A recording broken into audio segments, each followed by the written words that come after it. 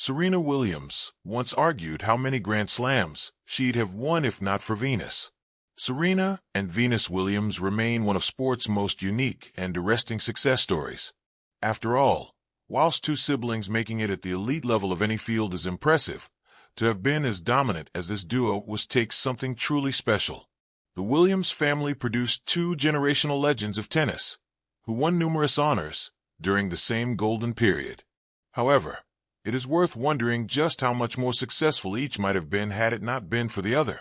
This was a concept that Serena Williams actually touched upon back in 2024. Serena Williams' Grand Slam prediction, if not for Venus Williams.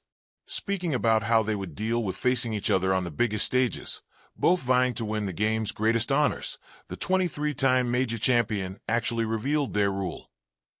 If they were to face one another in a Grand Slam, whoever won then had to go on and win the title. However, in relaying their age-old plan, she also predicted how many Grand Slam titles they both would have won if not for the other. Serena claimed, "We had this rule that if we played against each other before the final, we had to win the title. I think Venus would have had a minimum of 15 Grand Slams if we didn't play. I would have had 30.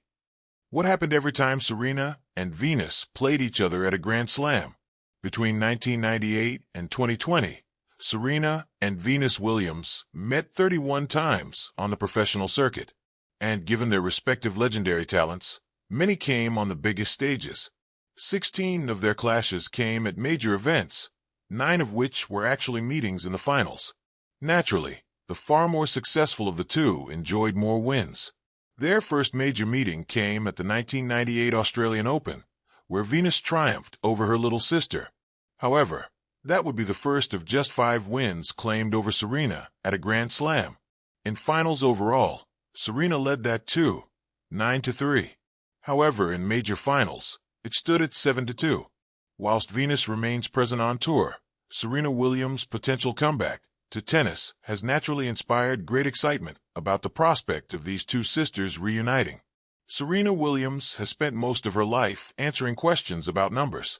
23 Grand Slam singles titles, 3 Olympic gold medals, hundreds of weeks ranked world number 1. But sometimes, the most interesting number is the one that never makes it into the record books, the invisible total. The titles that lived on the other side of the net. The victories delayed, denied, or complicated by a familiar presence wearing the same last name. Once, Serena was asked how many Grand Slams she might have won if Venus Williams had never existed. She didn't answer like a statistician. She answered like a sister, because Venus was never just an opponent. She was gravity. From the cracked public courts of Compton, the Williams sisters rose together, 2 figures sprinting toward the same dream.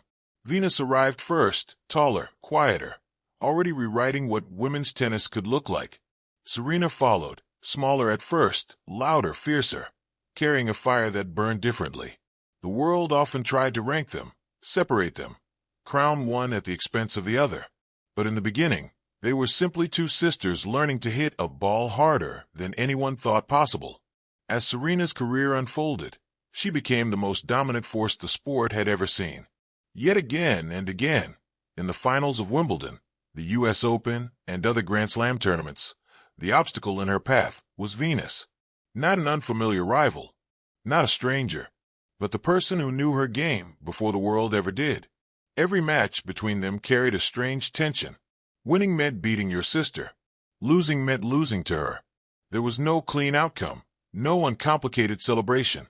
Serena once admitted that those matches were the hardest of her career, not because Venus was unbeatable, but because she was unavoidable. If Venus had not existed, perhaps the math would be simpler.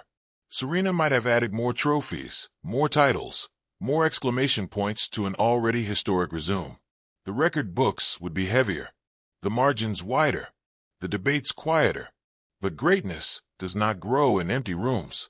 Venus forced Serena to sharpen herself, to evolve, to dig deeper when talent alone was not enough. Against Venus, Serena could not rely solely on power.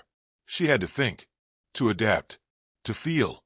Each match became a mirror, reflecting not only strengths, but vulnerabilities.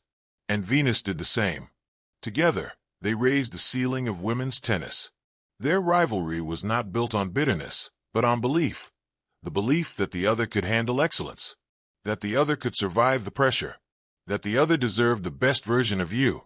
So when Serena considered how many Grand Slams she might have won without Venus, the question itself felt incomplete.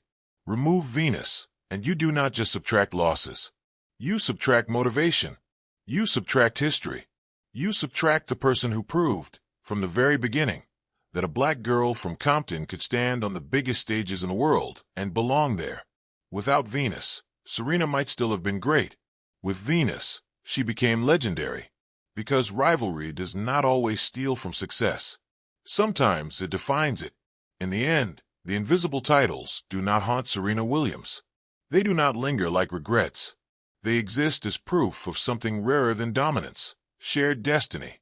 Two sisters who met each other at the highest point of the sport and refused to step aside. If Serena lost Grand Slam titles to Venus, she also gained something no number can measure. A rival who made winning matter more, and a sister who made history unavoidable. And perhaps that is why, when Serena looks back, she does not see subtraction. She sees symmetry.